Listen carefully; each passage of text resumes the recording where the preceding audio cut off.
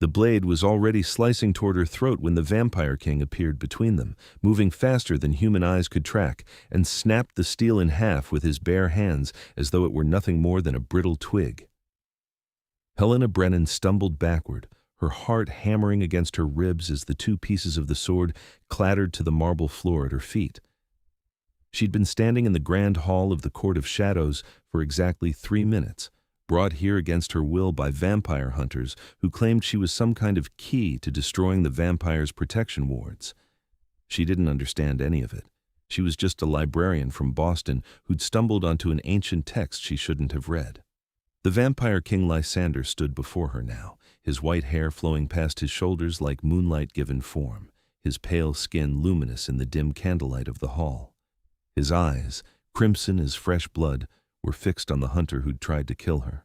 The hunter, a scarred man named Marcus who'd dragged her through some kind of portal into this underground realm, had gone completely still. "Threaten her again," Lysander said, his voice soft and lethal. "I dare you." The hall had gone silent. Helena could see other vampires now, dozens of them, arranged along the sides of the massive room. They were all watching, all beautiful and terrible in their otherworldly perfection, their white hair and pale skin making them look like living sculptures of ice and snow. But none of them moved. None of them spoke. They simply watched their king with expressions that mixed reverence and fear. Marcus dropped to one knee, but his eyes were full of hatred. "My lord, this human carries the location of the sunstone in her blood, her ancestor. Did I ask for your explanation?" Lysander's voice cut through the air like a whip. "Did I give you permission to bring a human into my court, let alone threaten her life in my presence?" "The council authorized. The council does not supersede my authority." Lysander moved then, crossing the space between them in a blur of motion that made Helena's eyes water. He grabbed Marcus by the throat and lifted him off his feet with one hand. "You bring a terrified human woman into my realm, you speak of using her blood, and you dare draw a weapon in my hall? What madness possesses you?" Helena found her voice, though it came out shakier than she wanted. "I don't know anything about a sunstone. I'm just a librarian. I was cataloging donations, and I found a book. And when I read from it, everything started glowing, and then she gestured at Marcus, crashed through my apartment window and dragged me through some kind of shimmering doorway, and now I'm here. And I don't understand any of this." Lysander's head turned toward her, his grip still tight on Marcus's throat. The hunter was making choking sounds, his feet kicking uselessly in the air. Those red eyes studied her with an intensity that made her feel like he was looking straight into her soul. "Put him down," another voice said. A woman stepped forward from the crowd of vampires, her white hair braided in an elaborate crown around her head. She wore a gown of deep purple that looked like it belonged in a Renaissance painting. "We need to question him about who else knows of this." Lysander dropped Marcus, who collapsed on the floor gasping. "Seraphine is correct, but he will answer in the dungeons, not in my hall." He gestured, and 2 vampire guards appeared, hauling Marcus to his feet and dragging him toward a side door. The hunter looked back at Helena with pure venom in his eyes. "You've doomed us all, you stupid girl," Marcus spat. "That book chose you because of your bloodline. Now they'll use you to—" One of the guards struck him across the face, and then they were gone, the heavy door slamming shut behind them. Helena stood alone in the center of the hall, surrounded by vampires, her entire body trembling. She was still wearing her work clothes, a simple blue blouse and gray slacks, completely inadequate for wherever she'd ended up. The marble beneath her feet was cold, even through her shoes. Lysander turned to face her fully, and she had to fight the urge to step back. He was tall, at least 6.5 feet, and he moved with a grace that was entirely inhuman. His features were sharp and aristocratic, all high cheekbones and a strong jaw, lips that were surprisingly full for such an angular face. He wore black clothing that looked both ancient and modern, a long coat over a fitted shirt, leather pants that should have looked ridiculous but somehow didn't. Everything about him screamed power and danger. "What is your name?" His voice was gentler now, but still commanding. "Helena. Helena Brennan." She wrapped her arms around herself. "I want to go home. Please. I don't know anything about vampires or sunstones or bloodlines. I just want to go back to my apartment and pretend this was all a nightmare." Unfortunately, Seraphine said, gliding closer, that's not possible. If what the hunter said is true, if you truly carry information about the sunstone in your blood, then you're in terrible danger. The hunters won't stop with just Marcus, they'll send others. I don't understand. How can I carry information in my blood? That doesn't make sense. Lysander moved toward her, and Helena did step back this time, bumping into something that turned out to be a marble pillar. He stopped a few feet away, his expression unreadable. Your ancestor, he said, was likely a guardian. Humans who were entrusted with protecting certain artifacts or knowledge related to vampire kind. Some of them encoded information magically into their very DNA, passing it down through generations. The book you read was probably a trigger, designed to activate that latent information. That's insane. That's absolutely insane. Helena felt tears burning in her eyes. I'm nobody. My parents were accountants. I live alone with 2 cats. I spend my days shelving books and helping college students find research materials. I'm not some magical guardian's descendant. And yet here you are, Seraphine said, not unkindly, in the court of shadows, having survived a hunter's blade because our king intervened. Helena looked at Lysander. Why did you save me? The question seemed to surprise him. His red eyes widened slightly, and for a moment something almost vulnerable crossed his face. Then it was gone, replaced by that regal mask of authority. Because it was the right thing to do, he said simply, and because I have questions that only you can answer. I don't have answers. I keep telling you that. You may not know you have them, but they're there, locked inside you. He turned to address the assembled vampires. Return to your duties. Seraphine, have the guest quarters in the East Wing prepared. The human will stay under my protection until we understand the full scope of what's happened. The vampires began to disperse, though Helena could feel their eyes on her as they filed out through various doors. Soon, only she, Lysander, and Seraphine remained. Am I a prisoner? Helena asked, hating how small her voice sounded. You're a guest, Lysander said, one who is here for her own safety as much as ours. The hunters want to use you to find the sunstone, an artifact that could potentially strip away the protections that shield us from sunlight. If they acquire it, they could genocide my entire race. I cannot allow that. But I don't want any part of this. I didn't ask to be some genetic hard drive for ancient secrets. None of us ask for the burdens we're born to carry. Lysander's voice was soft again, and Helena found herself looking into his eyes despite her fear. There was something ancient and sad in them, a weariness that spoke of centuries. But we carry them nonetheless. Come, you must be hungry and frightened and exhausted. Let us provide what comfort we can while we determine how to proceed. He offered his hand, and after a long moment, Helena took it. His skin was cool to the touch, but not unpleasantly so. His fingers closed around hers with surprising gentleness. Seraphine led the way through corridors that seemed to stretch forever, all vaulted ceilings and Gothic architecture that belonged in European castles, not underneath a modern city. Helena couldn't stop staring at everything: the tapestries depicting battles between vampires and other creatures, the portraits of stern-looking vampire nobles, the occasional window that showed not the outside world but other rooms, as though space itself bent differently here. Where are we? She asked. Marcus said something about a realm. The Court of Shadows exists partially outside normal space, Lysander explained, still holding her hand as they walked. She wasn't sure if he'd forgotten to let go or if he was deliberately maintaining contact. It's anchored beneath several major cities, Boston included, but exists in a pocket dimension that we created centuries ago. It allows us to maintain our society without constant conflict with the human world. How many of you are there? Vampires? Globally, perhaps 50,000, not many compared to your billions. We reproduce rarely, and we lose members to hunters, to age, to simple despair. Immortality is not always the gift humans imagine it to be. They reached a door, carved with intricate designs of roses and thorns. Seraphine opened it, revealing a suite of rooms that took Helena's breath away. The main chamber was larger than her entire apartment, with furniture that looked antique but pristine. A massive 4-poster bed dominated one wall, draped in deep blue velvet. Bookshelves lined another wall, and she could see titles in multiple languages. A fireplace crackled with actual flames, and through an open doorway she glimpsed a bathroom with a tub the size of a small pool. "This is too much," Helena said. "I don't need—" "You need safety, comfort, and privacy," Lysander interrupted. "These rooms will provide all three. No one will enter without your permission except Seraphine or myself. There is a bell pull by the bed if you require anything.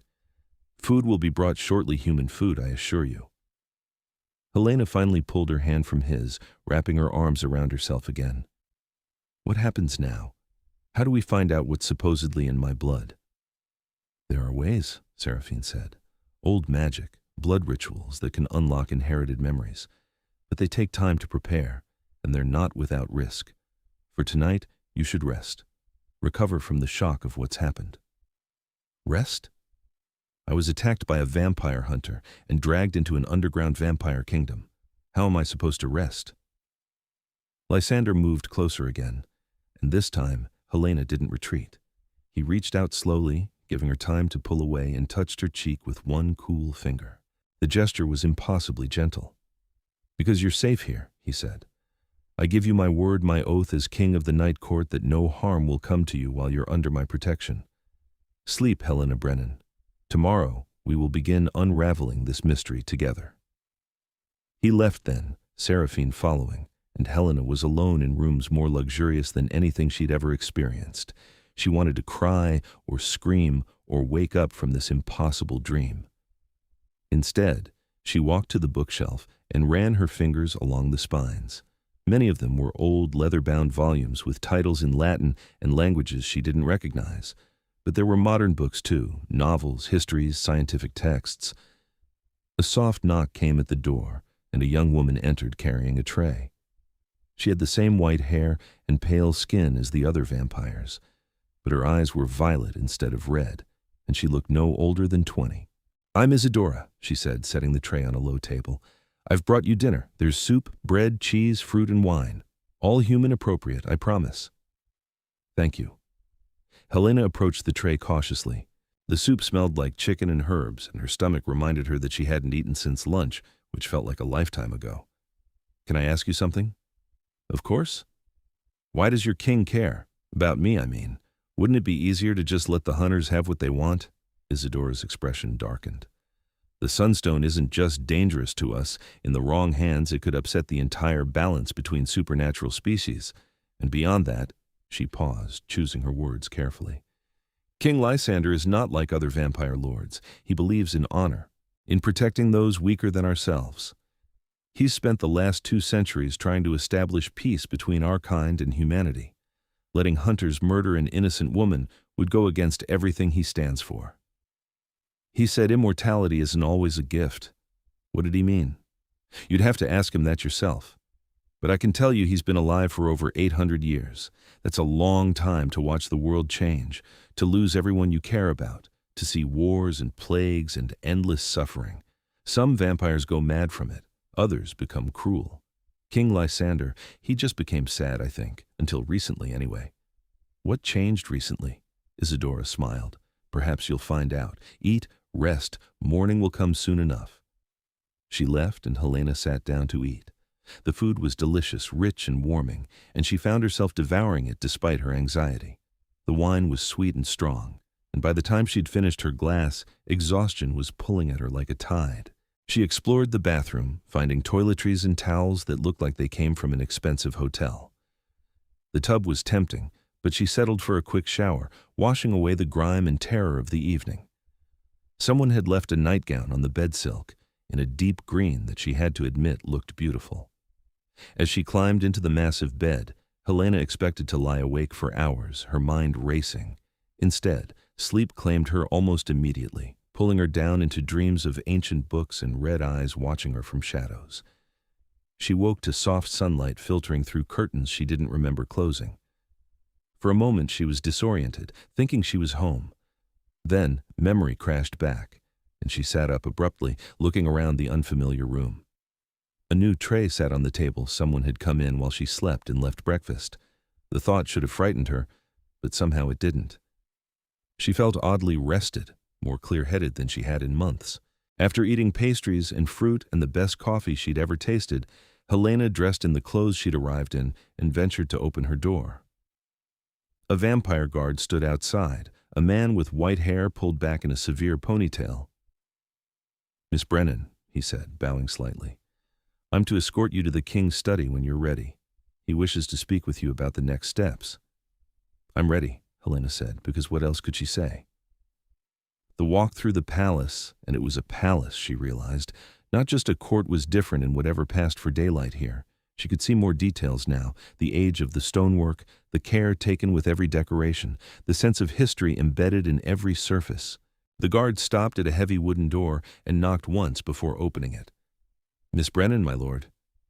Lysander's study was exactly what she might have expected, floor-to-ceiling bookshelves, a massive desk covered in papers and ancient texts, comfortable chairs arranged near another fireplace. But what surprised her was the presence of modern technology.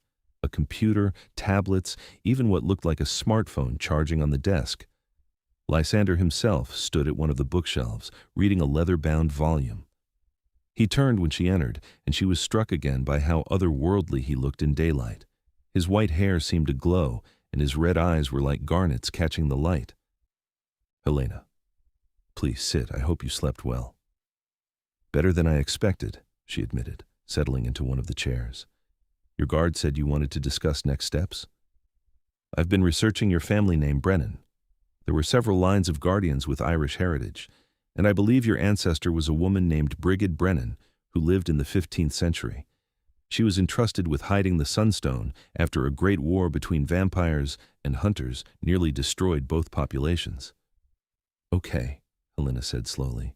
"So this Brigid hid it and somehow put a map or directions or whatever into her DNA?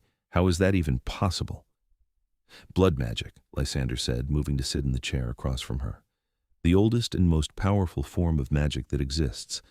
It can do things that defy all natural law. Brigid was a powerful witch. In addition to being a guardian, she ensured that the knowledge could never be tortured out of anyone, never stolen, never accessed except by her direct descendants and only under specific circumstances." "The book." "Exactly. The book was the key, designed to activate the information when read by someone of her bloodline. But here's what I don't understand why now. That book must be centuries old. How did it end up in a donation box at a Boston library?" Helena frowned, thinking back. "There was a name on the donation slip. I remember because it seemed familiar somehow. Brennan. Someone named Margaret Brennan donated a bunch of old family books before she died. The library was going through them, cataloging what was worth keeping. I just happened to be the one who opened that particular box." "So this Margaret Brennan knew what she was doing. She was likely your grandmother or great-aunt, someone close enough to recognize the potential in you." Lysander leaned forward, his expression intense. "Tell me exactly what happened when you read from the book." "I don't even remember what language it was in. The words were strange, flowing, almost like they were moving on the page. When I started reading them aloud, everything began to glow. The book, my hands, the entire room. I felt something rushing into me, like information being downloaded directly into my brain. But I couldn't understand any of it. It was like hearing someone speak a language I don't know. Then the hunter crashed through my window, and here I am." "The information is inside you, but it's locked," Lysander mused. "We need a way to access it, to translate it. Seraphine believes a blood ritual could work, but those are dangerous. They require tremendous power and perfect execution, or the subject could be harmed." "Harmed how?" "Brain damage, insanity, death." He said it bluntly, without sugarcoating. "I won't lie to you, Helena. This path is fraught with danger, but the alternative is worse. We hide you here while the hunters tear the world apart looking for you. And they will look. If Marcus was part of a larger organization, they'll know he found you. They'll come." Helena felt cold despite the fire crackling nearby.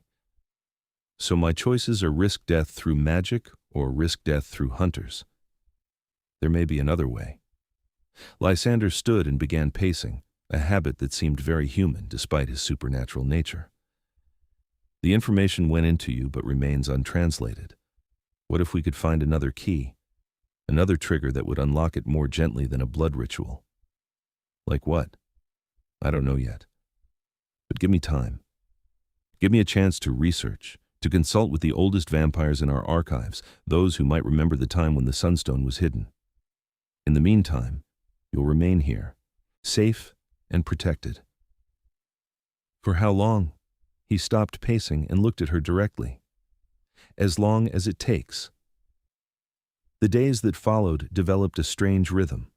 Helena spent her mornings in the palace library, a vast chamber that put her own workplace to shame, reading about vampire history and blood magic under the watchful eyes of the ancient librarian, a vampire named Cassius, who claimed to be over 1,000 years old. He was kind in his way, patient with her questions, though she could tell he found the concept of a human in their sanctuary deeply unsettling. Afternoons she spent with Lysander, who insisted on personally overseeing her safety and comfort. They would talk for hours, sometimes about the mystery of the Sunstone, other times about more mundane things. She told him about her life in Boston, her love of books, the quiet existence she'd built for herself after her parents died in a car accident 5 years ago. He told her fragments of his own history, his life as a human noble in medieval Europe, his transformation into a vampire at age 30, the centuries of war and peace and endless adaptation that followed. "Why were you turned?" she asked one afternoon as they walked through the palace gardens, an impossible underground space filled with plants that somehow thrived without natural sunlight. "I was dying," Lysander said simply, "a fever that no healer could cure. A vampire named Alara found me and offered a choice, death or eternal life. I was young and arrogant and terrified. I chose life, not understanding the price." "Do you regret it?" He was quiet for a long moment, his fingers trailing over the petals of a white rose. "Sometimes. Especially in the first few centuries, when everyone I'd known as a human was long dead, when the world had changed beyond recognition. But then I found purpose trying to build something better for my kind, trying to create a society that didn't just prey on humanity but could coexist with it. That gave me reason to continue." "Is that why you became king?" "I didn't seek the title. It was thrust upon me after I helped broker peace between 3 warring vampire factions. They needed someone neutral, someone strong enough to enforce law but wise enough to show mercy. I've been trying to live up to that responsibility ever since." Helena found herself watching him as he spoke, noting the way his expression softened when he talked about his hopes for his people, the way his hands moved gracefully through the air when he was passionate about something. He was beautiful, there was no denying that, but it was more than physical attraction she felt. There was something magnetic about him, something that drew her in despite all logic and self-preservation. She caught herself thinking about him when she was alone in her rooms at night, wondering what it would feel like to touch his hair, to trace the sharp lines of his face, to see him smile without the weight of 800 years on his shoulders. It was absurd. He was a vampire king, and she was a human librarian who'd stumbled into his world by accident. There was no future in such thoughts. But then there were moments that made her wonder if she was alone in feeling this strange connection. The way his eyes would linger on her face when he thought she wasn't looking. The care he took never to frighten her with his inhuman speed or strength. The night she had had a nightmare about the hunters and woke to find him sitting in a chair by her fireplace, keeping watch because he had heard her cry out.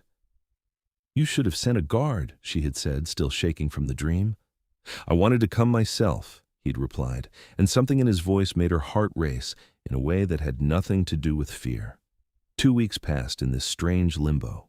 Lysander continued his research, calling in favors from vampire scholars across the globe, poring over ancient texts in languages Helena couldn't identify. Seraphine worked on preparing the blood ritual as a backup plan, just in case, and Helena learned more about the vampire world than she'd ever imagined possible. She learned that vampires could eat human food if they wished, though it provided no nutrition. That sunlight wasn't instantly fatal, but caused excruciating pain and rapid deterioration.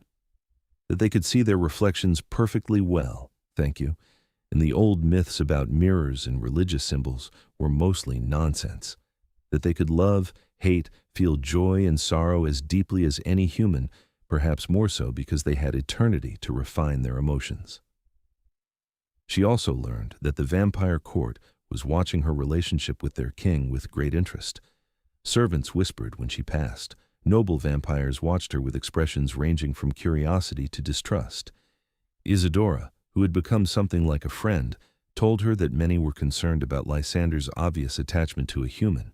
"It's not forbidden," Isadora explained one evening as she helped Helena prepare for a formal dinner Lysander had insisted she attend.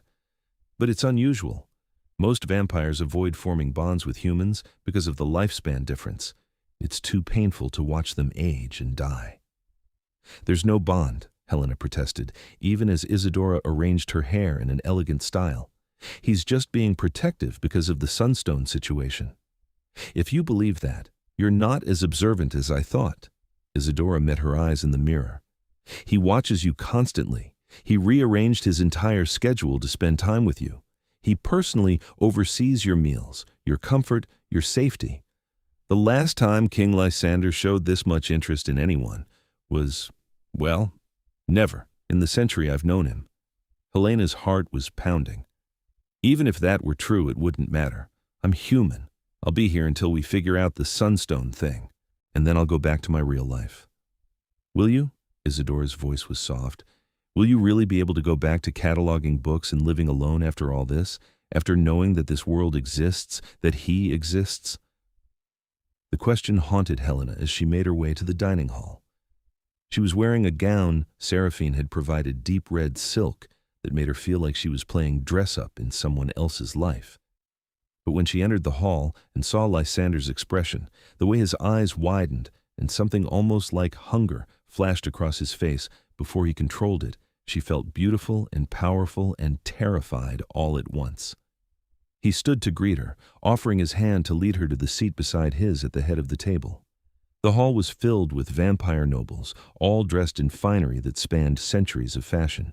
She was the only human present, and she felt every eye on her as she sat.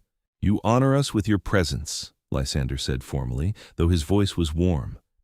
"Let it be known that Helena Brennan is under my personal protection and is to be treated with the respect due to a guest of the highest rank." The dinner was simultaneously fascinating and uncomfortable.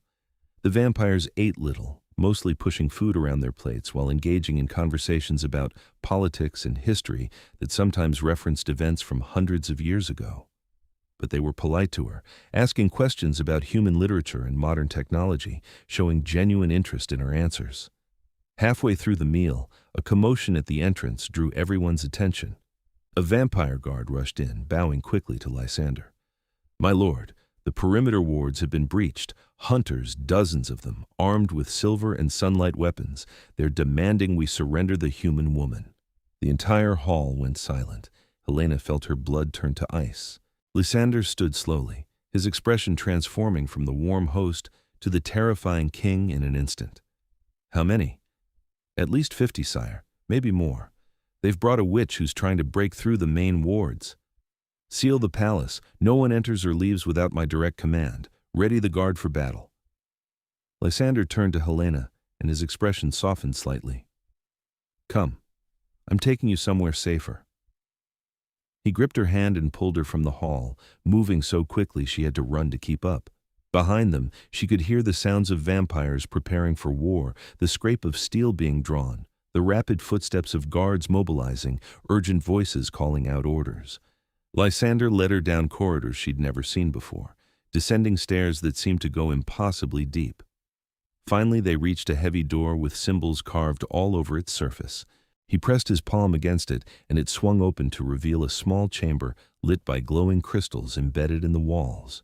"This is the heart chamber," he said, pulling her inside. "The most protected place in the entire palace. Nothing can breach these wards, not even if they destroy everything above us." "They came for me." Helena's voice was shaking. "All those people are going to fight because of me. They're going to fight because hunters came into our realm and threatened our sovereignty." Lysander's hands were on her shoulders now, his grip firm but gentle. "This isn't your fault, Helena. The hunters chose violence. We're simply responding. People are going to die." "Yes, probably. That's the reality of war." His thumbs brushed against her collarbone, a gesture that seemed unconscious. "But I will not hand you over to them. I will not let them use you as a weapon against my people, and I will not let them harm you. Do you understand?" She looked up into his red eyes and saw something there that took her breath away. It wasn't just protectiveness or duty. It was something deeper, something raw and desperate. "Why?" she whispered. "Why does it matter so much to you? Isadora said you've never shown this much interest in anyone. Why me?" For a long moment he didn't answer. His hands slid from her shoulders to her face, cupping her cheeks with a tenderness that seemed impossible from someone so powerful. "Because from the moment I saw you, terrified and brave in my hall, something in me recognized something in you," he said, his voice barely above a whisper. "Because in 800 years, I have never met anyone who made me feel as you do. Because when I look at you, I remember what it's like to be human, to hope, to want something beyond duty and responsibility. Because I think I'm falling in love with you, Helena Brennan, and that terrifies me more than any army of hunters ever could." Her breath caught. "That's impossible. We barely know each other. I've had centuries to understand myself, to recognize my own emotions. This isn't confusion or infatuation. This is real, and it's utterly inconvenient, and I don't care." His forehead touched hers, and she could feel the coolness of his skin against her own. "But I need to know, is this entirely one-sided, or do you feel even a fraction of what I feel?" Helena's heart was racing so fast she thought it might burst. Every logical part of her brain was screaming that this was insane, that she should push him away, that there was no future for a human woman and a vampire king. But her heart, her traitorous heart, was singing. "I feel it," she admitted, her voice breaking. "God help me, I feel it too. I think about you constantly. I miss you when you're not near. I dream about what it would be like to—" She stopped, unable to continue. "To what?" His voice was rough with emotion. "To be with you. Really be with you. Not as a guest or someone under protection, but as—" She couldn't say the word. He said it for her. "Mine." Then he was kissing her, and it was nothing like she'd expected. His lips were cool but soft, and he kissed her with a desperate gentleness that made her knees weak. She wound her arms around his neck, pulling him closer, and felt his hands slide into her hair. The kiss deepened, becoming something hungry and urgent, 800 years of loneliness meeting her own years of isolation and longing. When they finally broke apart, both breathing hard, she was surprised to realize he needed to breathe at all. His eyes were blazing. "When this is over," he said, "when you're safe, I want to court you properly. I want to give you the choice of staying here, of being part of this world, of being with me. But that choice has to be yours freely, without the shadow of danger hanging over us." "Then we need to end this," Helena said, surprised by the strength in her own voice. "We need to figure out the Sunstone and make sure the hunters can never use it." A distant boom echoed through even these protected depths, and Lysander's expression darkened. "The battle has begun. Stay here. I must go defend my people." "No!" Helena grabbed his arm as he turned to leave. "Don't go. Send your generals, your guards. Don't risk yourself. I'm their king. I won't hide while they fight." He kissed her forehead gently. "I promise I'll come back to you. Nothing on this earth could keep me from returning." He was gone before she could protest further, the door sealing behind him with a finality that made her want to scream. Helena paced the small chamber, listening to the distant sounds of battle. How long had passed? Minutes? Hours? She had no way of knowing in this timeless space. The glowing crystals cast strange shadows on the walls, and she found herself staring at them, trying to distract herself from images of Lysander being hurt or killed. Then, something strange happened. The symbols on the door began to glow, and she realized they weren't random decorations. They were words, written in the same flowing script as the book she'd read in the library. The book that had started all of this. Without thinking, she approached the door and began to read the symbols aloud. The words came easier this time, as though her tongue had learned their shape. As she spoke, the same sensation from before washed over her, information flowing into her consciousness, but this time she understood it. She saw Brigid Brennan in her mind's eye, her ancestor standing in this very chamber hundreds of years ago. Saw her performing the blood ritual that would encode the location of the Sunstone into her DNA. But more than that, She saw the sunstone itself, a crystal of pure condensed sunlight, powerful enough to strip away vampire protections, hidden in a place that existed between spaces, accessible only to those of Brigade's blood. And she saw how to access it. The vision faded, leaving Helena gasping.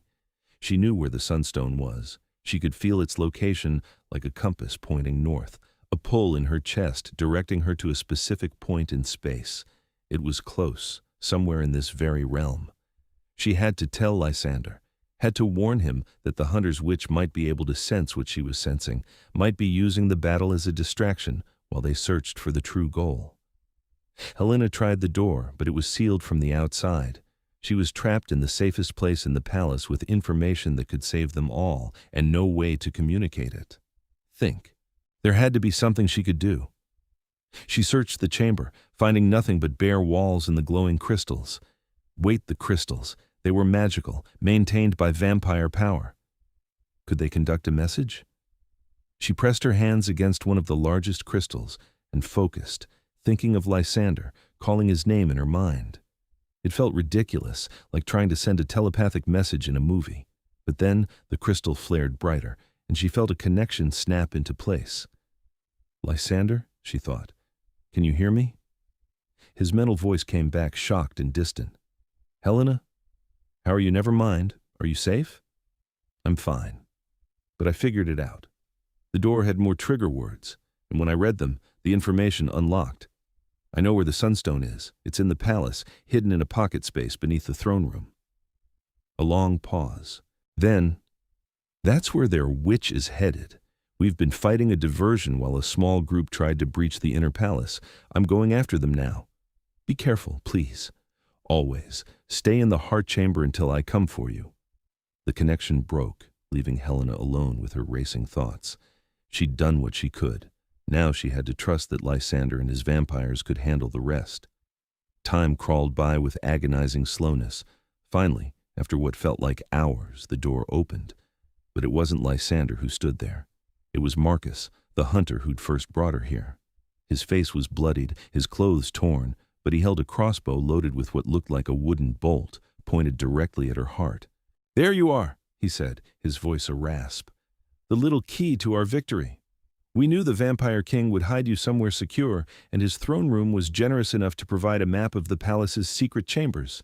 Now you're going to come with me and show us exactly where Brigid hid the sunstone. I won't. Helena backed away, though there was nowhere to go in the small chamber. I won't help you commit genocide. You don't have a choice. Marcus advanced, the crossbow never wavering. Move, or I'll shoot you somewhere non-lethal and drag you. Your preference. Helena's mind raced. She had no weapons, no training, no way to fight a hunter who'd spent his life killing creatures far stronger than her. But she had one advantage: she knew exactly where the sunstone was, which meant she knew where not to lead him. Fine, she said, forcing her voice to stay steady. I'll show you. But the path is dangerous. If you shoot me, you'll never navigate it alone. Marcus considered this, then lowered the crossbow slightly. Lead the way. And remember, I'm right behind you. Any tricks, and you die. Helena moved past him into the corridor, her mind working frantically. She needed to lead him away from the throne room, away from where Lysander was fighting. She needed to buy time for help to arrive. She turned down a corridor at random, pretending to follow the pull in her chest while actually heading in the opposite direction. Marcus followed, his boots loud on the stone floor. They climbed stairs, passed through empty halls, and Helena kept waiting for someone to appear, for help to arrive. They'd been walking for perhaps 10 minutes when Marcus grabbed her shoulder, spinning her around. You're stalling, he growled. You think I don't notice we're moving away from the palace's center instead of toward it? The sunstone isn't in the center, wild liar. He raised the crossbow, pressing the bolt against her sternum. Last chance, real directions, or I put this through your heart and find it myself. You'll never find it without me. Brigid made sure of that. Maybe not, but at least you'll be dead and the Vampire King will suffer for choosing to protect you over his own people's safety. He meant it. Helena could see the fanatic gleam in his eyes, the absolute conviction that killing her was justified. Her time was up. Then Marcus jerked forward, a sword point emerging from his chest. He looked down at it in confusion, then collapsed, revealing Lysander behind him, the blade of his sword dark with blood. Helena's legs gave out, and she would have fallen if Lysander hadn't caught her, pulling her against his chest. He was covered in blood, some of it red, some of it darker, and his white hair was tangled. But he was alive. He was here. "I thought I told you to stay in the heart chamber," he said, but there was no anger in his voice, only relief. The door opened. "I thought it was you." Helena buried her face in his shoulder, breathing in his scent, cool stone and night air, and something uniquely him. "He was going to kill me." "He's not killing anyone ever again." Lysander's arms tightened around her. "The battle is over. We lost some good people, but the hunters have been driven back or captured. Their witch managed to open a portal near the throne room before we stopped her, but she didn't breach the inner sanctum. The sunstone is there, beneath the throne room, exactly where she was trying to reach. I know. Seraphine is securing it now. We'll need to decide what to do with it: destroy it, hide it again, or keep it under guard. But that's a problem for later." He pulled back to look at her face, his hands gentle as they brushed her hair back. "You were so brave, so impossibly brave for someone with no training, no powers, facing down an armed hunter." "I was terrified." "Brave people usually are. Bravery isn't the absence of fear, it's acting despite it." He leaned down and kissed her softly. "Come. Let's get you cleaned up and somewhere comfortable. You've had more than enough trauma for one day." They walked through the palace together, and Helena saw the aftermath of battle scorch marks on walls, broken furniture, the occasional bloodstain being cleaned by palace staff. But she also saw relief on the faces of the vampires they passed, saw them bow to their king and nod respectfully to her. In her chambers, Isadora was waiting with a bath already drawn and clean clothes laid out. Lysander reluctantly left her to clean up, promising to return once he'd dealt with the most urgent matters requiring his attention. Helena sank into the hot water gratefully, letting it wash away the fear and adrenaline of the past hours. Her mind kept replaying the moment when Marcus had pressed that crossbow to her chest, the certainty that she was about to die. And then Lysander appearing like some avenging angel, saving her without hesitation. He'd said he loved her. In the heat of the moment, facing battle and danger, he'd admitted to feelings she'd barely dared to acknowledge in herself. And she'd said them back. What did that mean for them now? After bathing and dressing in a soft nightgown, Helena found Lysander waiting in her sitting room. He'd cleaned up as well, his white hair damp and pulled back, wearing fresh clothes. But there were dark circles under his eyes, a weariness in the set of his shoulders.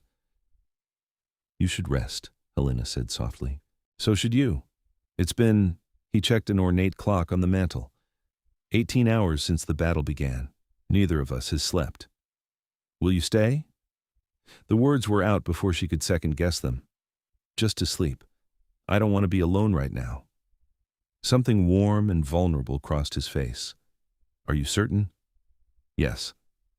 They climbed into the large bed together, and Helena half expected awkwardness, but instead it felt natural when Lysander pulled her against his chest, his arm draped over her waist. His body was cool, but not uncomfortably so, and she could hear his heartbeat slower than a human's, but steady and strong. "I meant what I said," he murmured into her hair. "In the heart chamber, before the battle. I want to court you properly, give you every choice freely. But I need you to understand what that means. I'm immortal, Helena. If you choose to be with me, if you choose to stay in this world, you'll age while I remain unchanged. Eventually you'll die, and I'll have to continue without you for eternity. Is that why you've been alone all these centuries? Because you're afraid of loss? Partly. Also because I never met anyone who made the risk seem worthwhile." His arm tightened around her. "Until you." Helena turned to face him, their faces inches apart in the dim light. "There are ways, aren't there? Ways for a human to become a vampire?" "Yes. But it's not something to be done lightly. The transformation is agonizing, and not everyone survives. Those who do are changed irrevocably. You'd have all the strengths of vampirism, but also all its weaknesses and needs. You'd have to drink blood to survive. You'd burn in sunlight. You'd watch everyone from your human life age and die while you endured. But I'd have you. You'd have me." His hand came up to cup her face. I would dedicate my very long existence to making you happy, to showing you every wonder this world has to offer, to loving you with everything I am. But the choice has to be yours, Helena. I won't pressure you, won't rush you. If you want to return to your human life, I'll protect you from the hunters and let you go, even though it will break something in me. And if I want to stay, if I want to try being part of your world, at least for a while before making any permanent decisions, hope flared in his eyes, bright and desperate. Then you stay, for as long as you want, and we figure this out together. Helena kissed him, putting all her confusing emotions into the gesture, fear and hope and desire and love all tangled together. He responded with a hunger that stole her breath, his hand sliding into her hair as he deepened the kiss. When they finally broke apart, both breathing hard, he rested his forehead against hers. "Sleep," he whispered. "We have time now. No hunters, no immediate danger, just time." Helena settled back against his chest, and despite everything, she felt safe. Safer than she'd felt since before her parents died, like she'd finally found a place where she belonged. She woke to the strange artificial sunlight that filtered through the palace, still wrapped in Lysander's arms. He was already awake, watching her with an expression so tender it made her heart ache. "Good morning," he said softly. "Morning," she stretched, feeling surprisingly rested. "What happens now?" "Now, I show you that I meant what I said about courting you properly." He sat up, running a hand through his disheveled hair. "If you're amenable, I'd like to take you on what I believe humans call a date tonight. Dinner, perhaps some entertainment, time to simply be together without the weight of danger and duty." Helena couldn't help but smile. "A vampire king wants to take me on a date?" "This vampire king wants to take you on many dates. I want to learn everything about you, your favorite foods, your favorite books, what makes you laugh, what makes you cry. I want to show you the parts of this world that are beautiful instead of frightening. I want to give you all the normal courtship experiences that our circumstances have denied us so far." "I'd like that," Helena said. "I'd like that very much." The weeks that followed were the strangest and most wonderful of Helena's life. Lysander was true to his word, courting her with a combination of old-world formality and modern thoughtfulness that made her fall deeper in love with him every day. He took her to vampire cultural events, concerts of music composed centuries ago, art exhibitions featuring works by vampire painters who'd had lifetimes to perfect their craft, theatrical performances that put any human production to shame. He showed her the parts of the realm she hadn't seen: underground gardens filled with bioluminescent plants, libraries that held knowledge from lost civilizations, training grounds where vampires practiced combat forms that looked like deadly dances. But he also showed her simple pleasures. They had dinner together every evening, just the two of them in his private chambers, eating human food he'd had specially prepared while he kept her company with a wine glass of blood he didn't bother to hide. They talked for hours about everything and nothing: philosophy, history, literature, the future of vampire-human relations. He introduced her to his closest advisors and friends, not as a prisoner or a curiosity, but as someone important to him. Seraphine took to Helena with surprising warmth, often joining them for afternoon tea and regaling Helena with stories of Lysander's past that made him groan and protest. Cassius, the ancient librarian, began teaching her some of the older languages used in vampire texts, delighted to have such an eager student. And in quiet moments, when they were alone, they explored the physical side of their connection. Lysander kissed her often, held her close, but always stopped before things went too far. She could feel his restraint, the way he held himself back, and she appreciated his care, even as part of her wanted to push those boundaries. "I'm not fragile," she told him one night as they lay together in her bed, his hand tracing lazy patterns on her arm. "I won't break. I know you're not fragile, but you deserve to be treasured." His lips brushed her temple. "And I want to make sure you're absolutely certain about what you want before we cross certain lines. There's no rush, Helena. We have time." But did they? The question haunted Helena as days turned to weeks. She'd been living in this underground realm for over a month now, and while she loved every moment with Lysander, she couldn't hide here forever. Eventually, she'd have to decide: return to her human life or commit to this new world fully. The decision was made for her when Isadora brought her a package one morning, a box that had been left at the portal entrance to the realm with her name on it. Inside was her phone, which she'd lost the night Marcus had kidnapped her, and a note in unfamiliar handwriting. "We have your cats. We'll return them unharmed in exchange for you and the location of the Sunstone. You have 1 week. Tell the vampires and the cats die." Helena's hands shook as she read it. Pancake and waffles, her 2 orange tabbies, the last connection to her old life. The hunters had taken them as leverage. She found Lysander in his study, buried in paperwork. He took one look at her face and was on his feet instantly. "What happened?" She showed him the note. His expression went deadly, red eyes blazing with rage. "They dare!" "I have to go," Helena interrupted. "I have to give them what they want. I can't let them hurt Pancake and Waffles over this." "Absolutely not. This is obviously a trap. They want to draw you out so they can capture you and force you to reveal the Sunstone's location." "I know it's a trap, but they're my cats, Lysander. They're all I have left of my old life. I can't just abandon them." He pulled her against him, his hand cradling the back of her head. "Then we'll get them back, but not by surrendering yourself. We'll do this intelligently, with strategy and backup. You have to trust me." "I do trust you, but how do we find them? They won't tell us where they're holding Pancake and Waffles until I agree to the exchange." "We have resources, vampire allies in the human world, tracking magic, old favors we can call in. Give me a few days. I promise you we'll find your cats and end this hunter threat once and for all." Helena wanted to believe him, but fear gnawed at her gut. Every day they spent searching was another day her cats were in danger. Lysander was true to his word, mobilizing every resource at his disposal. Seraphine worked location spells, using Helena's phone as a focus. Cassius consulted ancient texts about hunter organizations and their known hideouts.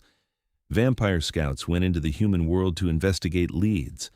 3 days after receiving the note, they had a location: an abandoned church on the outskirts of Boston that had been purchased by a shell company linked to the hunter organization. "We go in force," Lysander said during the strategy meeting. "Overwhelming numbers, quick strike, retrieve the cats, and neutralize any hunters present." "They'll be expecting that," Seraphine argued. "They'll have traps, weapons, maybe another witch." "Which is why you and our best mages will be with us, ready to counter any magic they throw at us." Lysander's voice was firm. "I won't risk Helena going in alone, and I won't abandon her pets to these fanatics. We end this now." Helena insisted on going with them, despite Lysander's protests. "They're my cats. I should be there. You should be safe in the palace. I'm tired of being safe while other people fight my battles. I'm going, Lysander. You can either let me come with your protection, or I'll find my own way there." He looked at her for a long moment, then sighed. "You're impossible. I learned from the best." That night, a group of 20 vampires, including Lysander, Seraphine, and several of the court's strongest warriors, traveled through a portal into the human world. They emerged in an alley a few blocks from the abandoned church, moving through the darkness with inhuman silence. Helena stayed close to Lysander, her heart pounding as they approached the building. It was an old Gothic structure, all stone and stained glass, looking abandoned and eerie in the moonlight. "I sense wards," Seraphine whispered. "Strong ones, but nothing I can't break." She began chanting in a language Helena didn't recognize, her hands weaving patterns in the air.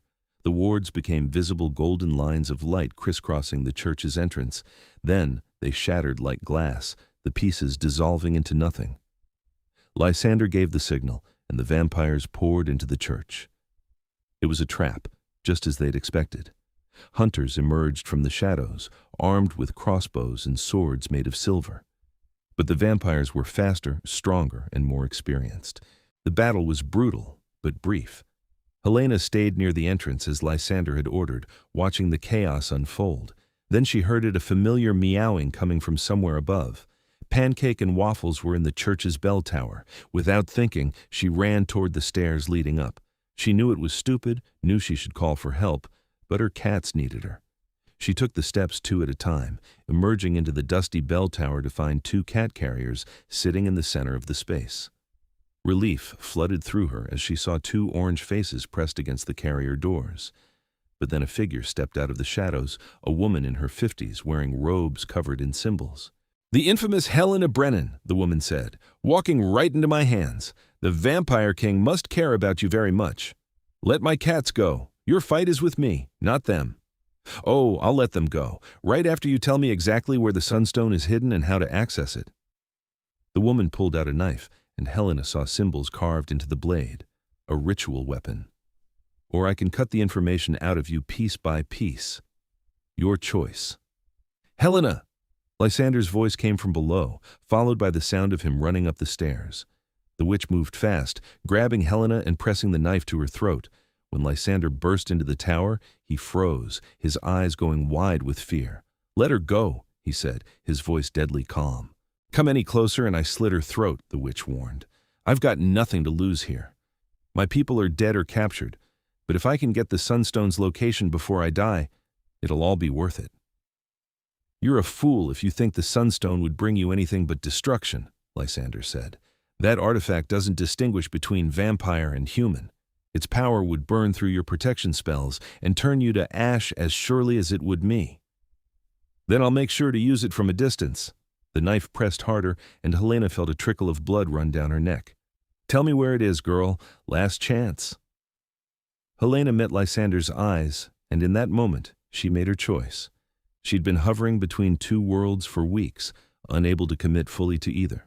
But now, with a knife at her throat and the man she loved watching helplessly, she knew exactly where she belonged. "I'll never tell you," Helena said clearly.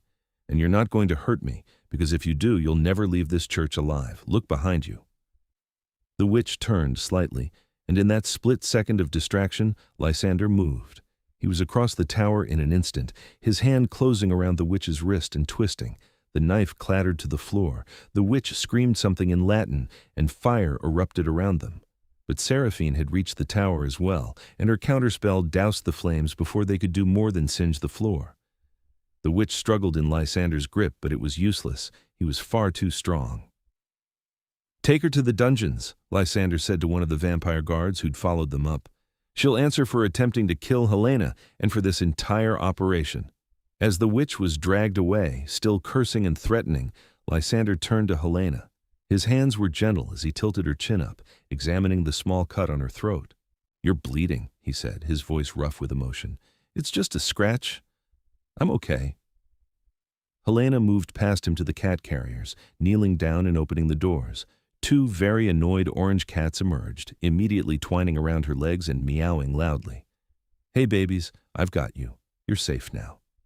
She picked them both up, cuddling them close despite their squirming. When she looked at Lysander, she was crying tears of relief, of joy, of overwhelming emotion. "Take me home," she said. "Back to the palace. I want to go home." His expression transformed, hope and love blazing in his red eyes. "Home? That's what it is now, isn't it? My home, because that's where you are." He crossed the distance between them and kissed her forehead, careful of her furry burdens. "Then let's go home." Back at the palace, Helena settled pancake and waffles into her chambers. They explored every corner suspiciously before finally settling on her bed, apparently deciding this new place met their standards. Isadora promised to arrange for proper cat supplies to be brought into the realm. Once the cats were settled, Helena found Lysander in his private chambers. He opened the door at her knock, surprise and pleasure crossing his face. "I didn't expect to see you tonight. I thought you'd want to rest after—" She kissed him, cutting off his words.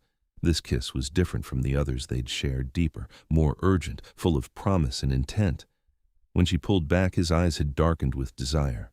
"I've made my choice," Helena said. "I want to stay. I want to be with you, really be with you. And when I'm ready, when we've had time to explore what this is between us, I want to become a vampire. I want forever with you, Lysander." Helena. Her name on his lips was a prayer.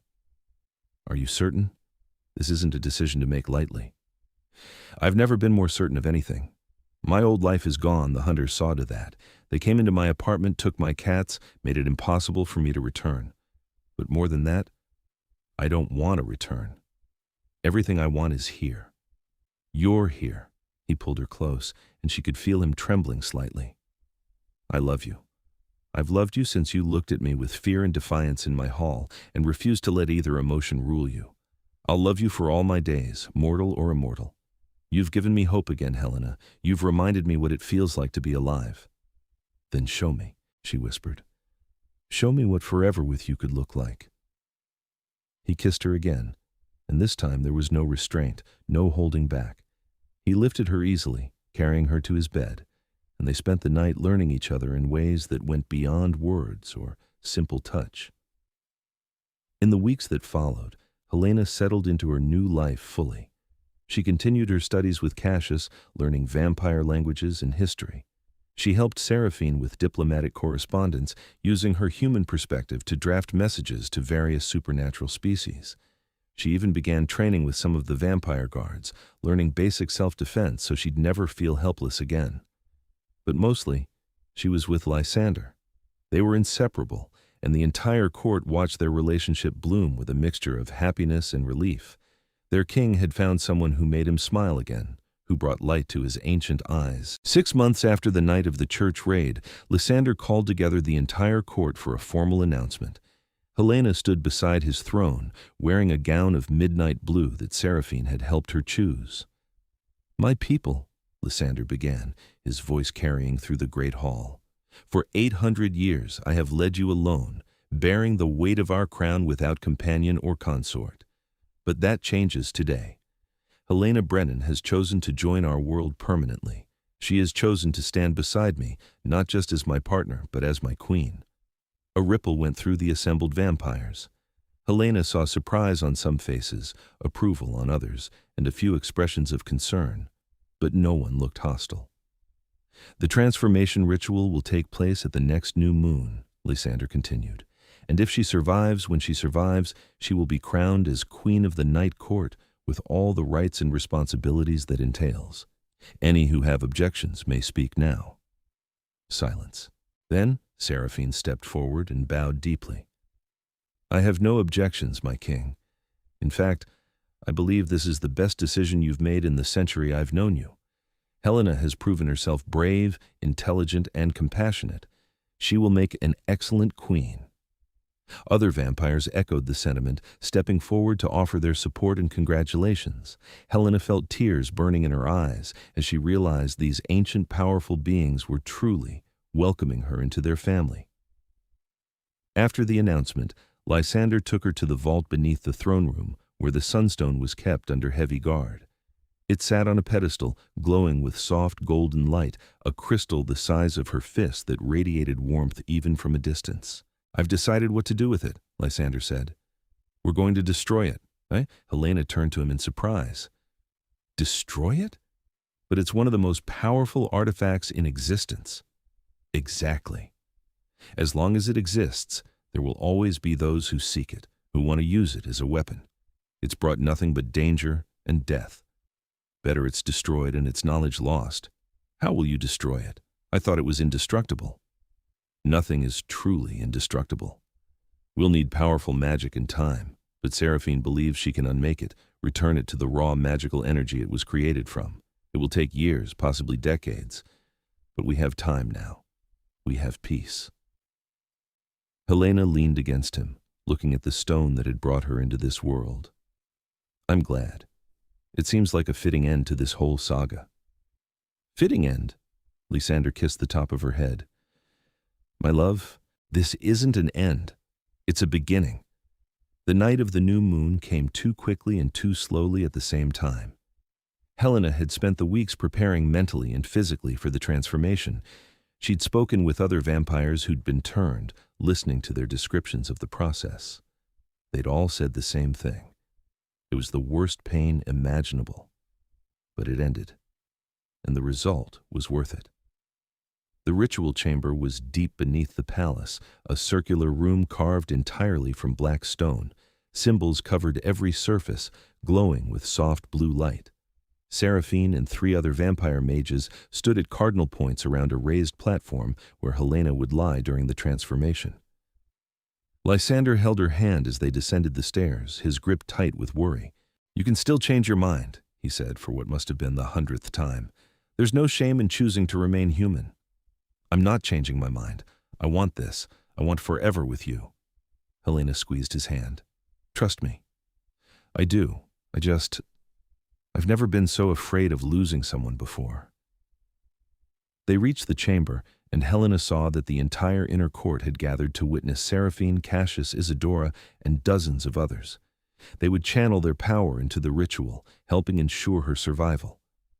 Helena kissed Lysander once more, putting all her love and certainty into the gesture. Then she climbed onto the platform and lay down. Seraphine began to chant in the old language, and the other mages joined her. The symbols on the walls blazed brighter, and Helena felt power gathering in the air, making her skin tingle. Then Lysander knelt beside her, and she saw fangs descend from his canines the first time he'd shown them to her deliberately.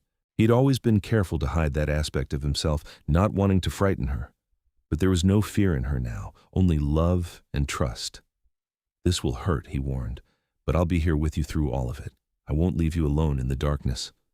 "I know. I'm ready." He bent his head to her throat, and when his fangs pierced her skin, the pain was sharp but brief. She felt her blood flowing into him, felt her life draining away in a way that should have been terrifying, but somehow wasn't.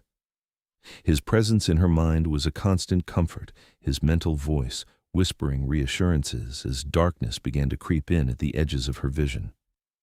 When her heart slowed to almost nothing, Lysander pulled back. She saw him bite his own wrist, tearing the flesh open, and then he pressed it to her lips. "Drink," he commanded. "Take my blood and be reborn."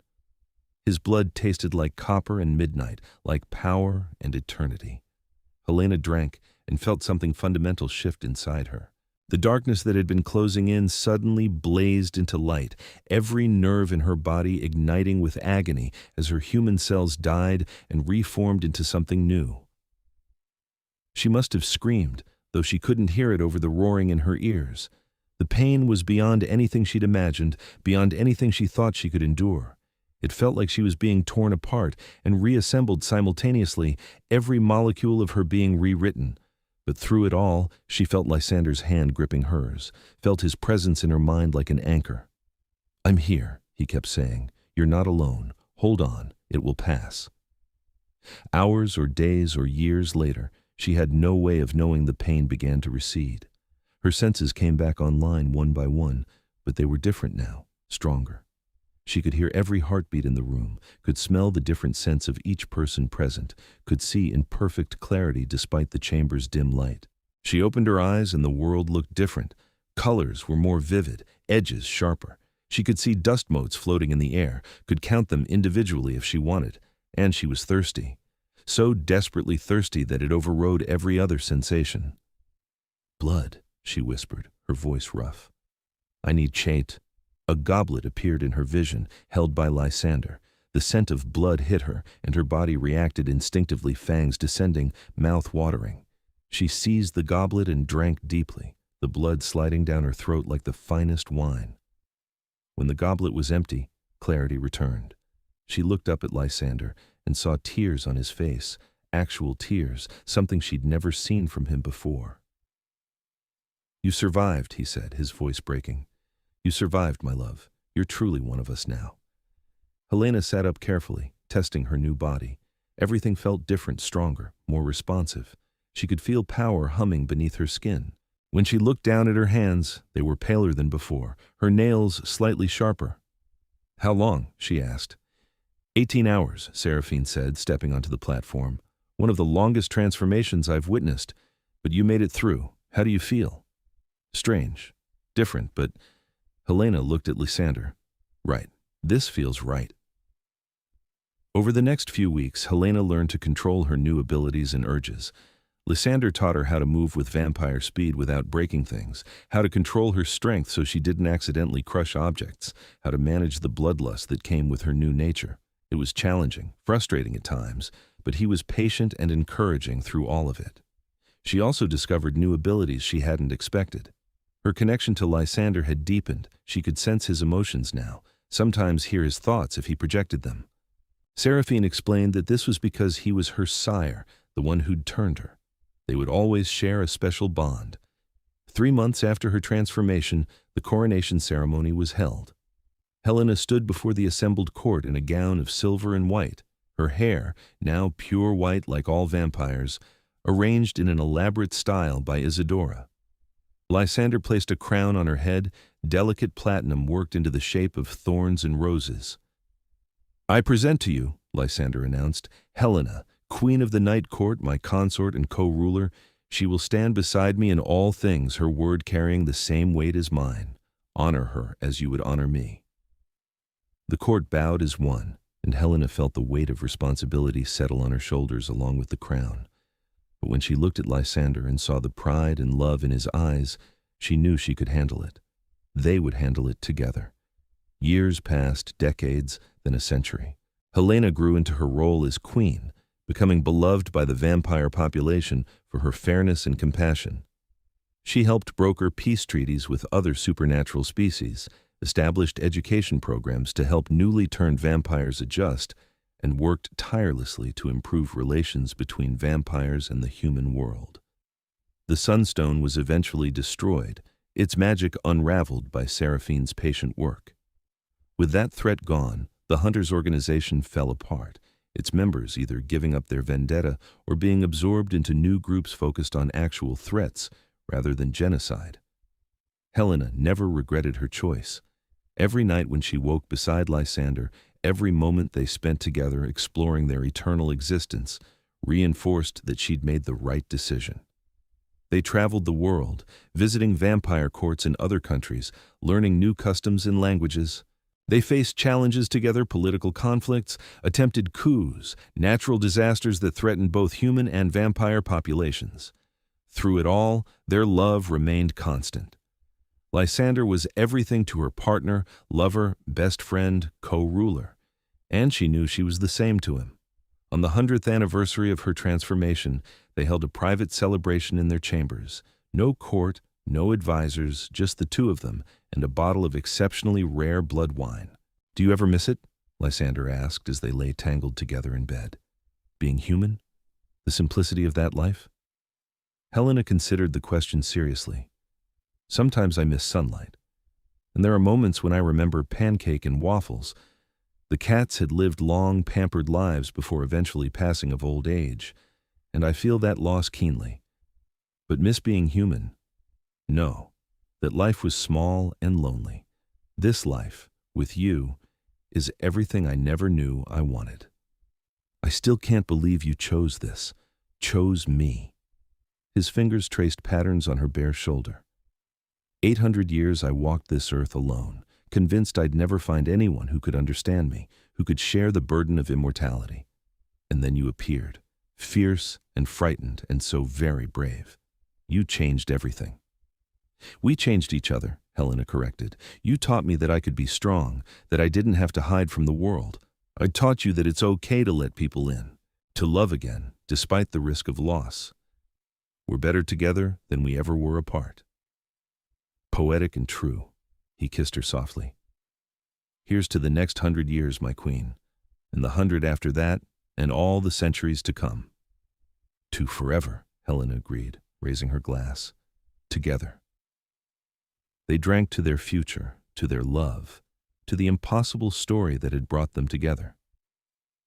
Outside their chamber, the Court of Shadows continued its eternal existence beneath the human world. But in that moment, nothing existed except the two of them and the unbreakable bond they'd forged. Helena had started her journey as a lonely librarian who'd stumbled onto a book she shouldn't have read. She'd been terrified, kidnapped, threatened with death. She'd watched a vampire king snap a blade in half to protect her, had heard him dare her attacker to threaten her again. From that moment of violence and protection, love had grown. A love that transcended species, mortality, and all logical reason. A love that had transformed her from human to vampire, from lost soul to queen, from alone to forever accompanied. And as she lay in Lysander's arms, listening to his heartbeat sync with her own, Helena knew that every moment of fear and pain had been worth it. Every challenge, every danger, every sacrifice had led her here to a love that would last not just a lifetime, but eternity itself. The story of Helena Brennan and Lysander, the vampire king who'd protected her, cherished her, and chosen her as his queen, was complete. But their actual story, the day-to-day adventure of ruling together, loving each other, exploring their endless existence. That story was just beginning, and it would be a magnificent story indeed.